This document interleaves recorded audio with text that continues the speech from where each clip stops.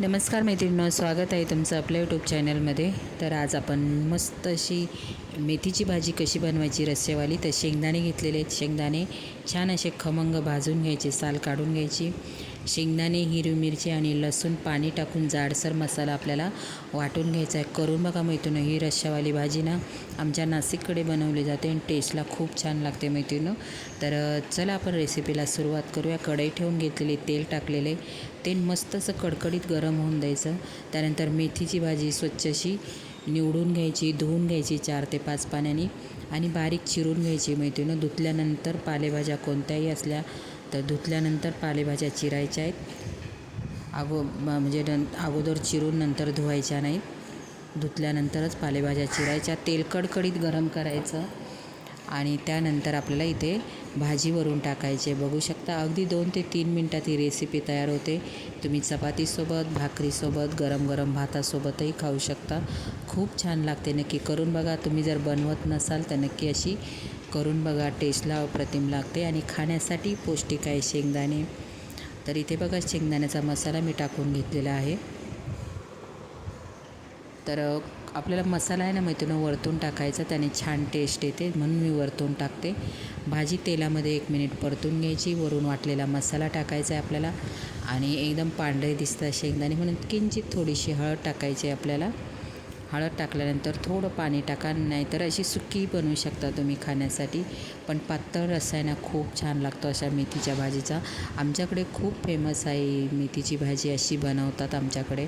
ही दररोज जरी खायला दिली तरी आम्हाला कंटाळा येणार नाही. अगदी भाकरीसोबत चुरून वगैरे खूप छान लागते आणि म्हणजे रस्सा याचा रस्सा पिण्यासाठी पण खूप टेस्टी लागतो. करून बघा. माझी ही रेसिपी तुम्हाला कशी वाटली कॉमेंट बॉक्समध्ये सांगा. मैत्रिणींनो, तुम्ही माझे व्हिडिओ कोणत्या शहरातून गावातून बघतात प्लीज मला कॉमेंट करा, म्हणजे मला तुम्हाला थँक्यू बोलता येईल. मसाला भाजी आपली छान तेलामध्ये परतून झालेली आहे. त्यानंतर याच्यामध्ये पाणी टाकणार आहोत. पाणी खूप पातळ किंवा खूप घट्ट अशी बनवायची नाही. मसाला बारीक वाटायचा आहे, त्याने आपल्या भाजीची टेस्ट वाढते. ते पाणी टाकून घेतलेलं आहे आणि पालेभाज्या खूप अशा शिजवायच्या नाही, फक्त आपल्याला एक उकळी आणायची आहे. तर इथे मस्त अशी आमच्या नाशिककडे बनवली जाणारी शेंगदाणे लावून मेथीची भाजी तयार आहे मैत्रिणींनो. तर करून बघा एकदा, तुम्ही खाऊन बघा. तुमच्याकडे म्हणजे प्रत्येक भागामध्ये वेगवेगळ्या पद्धतीने बनवल्या जाते, पण आमच्या नाशिककडे अशी बनवतात ना मैत्रिणींनो, खूप छान लागते. नक्कीच तुम्हाला पण आवडणार. करून बघा. तर इथे मस्त अशी गरमागरम आपली छान अशी मेथीची भाजी तयार झालेली आहे मैत्रिणींनो. फक्त खूप उकळवायची नाही, फक्त एकच उकळी येऊन द्यायची आणि गॅस बंद करून टाकायचा आहे. आणि तुम्ही बघू शकता आपण जेव्हा पालेभाज्या बनवतो त्याचा कलर बदलला नाही पाहिजे.